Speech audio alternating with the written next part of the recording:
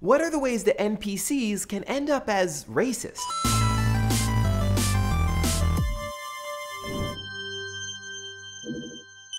We've talked before about how games have had more than a few issues with racial inequality. 85% of the playable characters in games are white, according to the virtual census, and when people of color do appear, they're often relegated to what you call a non-player character. If God is love, then you can call me Cupid. Because NPCs lack any agency and generally hold little power, things can get problematic pretty quickly. In a medium where the entire world is subservient to the player's will, games can be racially unequal in ways that other mediums just can't. Movies might have to worry about the power dynamic in narrative, but games have to be concerned with the power imbalance in both narrative and mechanics, particularly when it comes to white player characters facing off against NPCs of color. And that means game designers need to think about everything from the skin color of the enemies on the other end of the barrel to using stereotypes as a crutch for character design. Let's start with enemy design and how people of color are often framed as the villains. Resident Evil 5 takes home the gold of racist creations of NPCs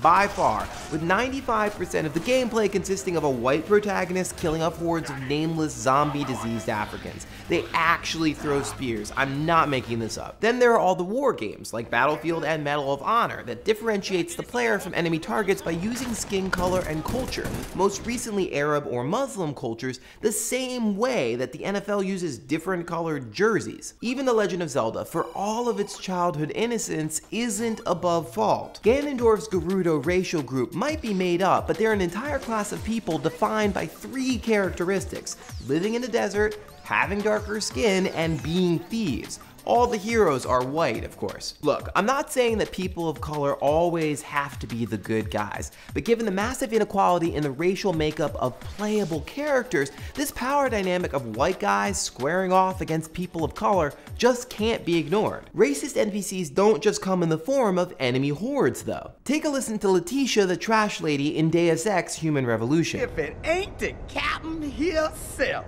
This isn't Mark Twain, this is just over 3 years ago. Letitia points to an even bigger problem than racially divided enemy hordes. Because as the white protagonist designated street informant, which is a half step up from using the term urban spy, Letitia exists in the world of Deus Ex solely to grant access to a part of Detroit that's outside of the main character's race and class. Here, there might be a gun seller or two around town. She's an example of a person of color who not only suffers from a stereotypical and offensive representation, but also finds themselves in the lesser role of an NPC because they're racially distinct from the white protagonist. But there is hope. Games have gotten a lot better overall. In the 2013 Assassin's Creed DLC Freedom Cry, a black protagonist is the driving force in a story focusing on the slave trade. It's still DLC, but hey, we're getting there. Yet even Freedom Cry inadvertently uses racist mechanics, dehumanizing the slave NPCs by essentially rendering the ones you liberate a nameless resource for experience points. So there's progress, but it's tricky, as all progress is, especially when conventional mechanics often get in the way of a humanizing narrative. But there are still persistent and more indirect issues we need to address, like the shift from offensive stereotypes to tokenism. In movies and television, you'll recognize tokenism as the black best friend problem. A white protagonist has a black friend who show them the ways of the world in quirky ethnic ways. It's an important observation and possibly more relevant to gaming than movies. Even when games do include characters of color, tokenism tends to rear its ugly head. BioShock Infinite, while appealing to the social injustice narrative, ostensibly renders racial inequality a gritty conflict for the gritty white protagonist to solve with quantum physics. And are NPCs always going to be fully fleshed out characters? Of course not, but they also don't need to be written as cheap stereotypes because that's just lazy. Things like Mass Effect and the new Dragon Age include darker skin tones while ignoring them as any indication of race, an odd oversight in the context of their exceedingly racially divided universes. I don't think it's too much to ask to have racially diverse characters whose skin tone is more than just a cosmetic adjustment to make a game appear diverse. It may seem seem like I'm splitting hairs here, but these types of considerations are exactly the kinds of changes that need to happen for true equality in games. On the 60th anniversary of Brown versus Board of Education, the Supreme Court case that desegregated schools here in the United States, Attorney General Eric Holder delivered an important speech on the changing nature of race and inequality. He acknowledged that we've made progress, but we're moving from the realm of law to culture, from bias to sincere neutrality, from direct racial effects to indirect racial effects, from commission to omission. Essentially, things are changing for the better. We've moved away from not even having characters of color in media to something slightly less racist. But with enemy hordes, stereotypical character design, and tokenism, clearly we still have a long way to go in video games. So what do you think? Do games represent race in NPCs in a problematic way? Hash it out in the comments, and if you like what you saw, please subscribe. I'll see you all next week. Today's comments are brought to you by Squarespace. Squarespace is an easy way to create a website, blog, or online store for you and your ideas.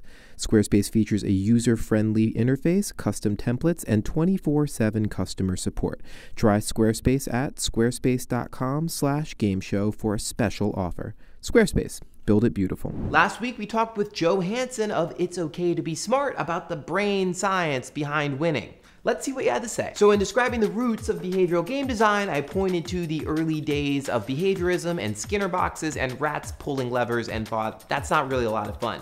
But apparently I'm wrong because Nave Murdoch points out that you do that all the time in Zelda games. So that's fine, I'll make an amendment. With the exception of games in the Zelda franchise, pulling levers is not very much fun. Oblivious Adobo says that they don't derive a lot of joy from the big payoff of winning at the end of a particular game, but from the process of getting there, which is part of the point. Remember, it's about all these tiny little victories that your brain registers, releases dopamine, and then encourages you to sort of create more opportunities for victories in the future. So even if you don't necessarily get to the end of a game, you still are engaging in that process by working your way through it. So yeah, thanks for the comment. Kiva Bay says that dopamine is part of the process of addiction and is surprised that I didn't discuss things like gambling addiction in the episode. So I actually did a previous one on games as a controlled substance, which I'll link to in the description. And I reiterated a point from that previous episode in this episode just last week, specifically that game designers need to think about their behaviors as being part of an ethical spectrum. So the same way that doctors take a Hippocratic oath, game designers need to think about what they do in terms of like using the tools of neuroscience to keep people sort of on that wheel. They need to think about doing that in a responsible manner. So yeah, great point though. Shurma Akayaku was turned off by all the sort of brain science behind game design and decided not to continue making games. A couple things there. One is that if you're a creator of any different stripe or persuasion, you're always trying to think about ways to sort of keep people interested in the thing that you are creating. It just so happens that the tools that are available to game designers are different and are incredibly effective. However, I would say that you shouldn't let the abuses or the potential abuses of game design be a reason that you don't pursue it. They need more responsible people like you making games. But thanks for the comment. I appreciate it.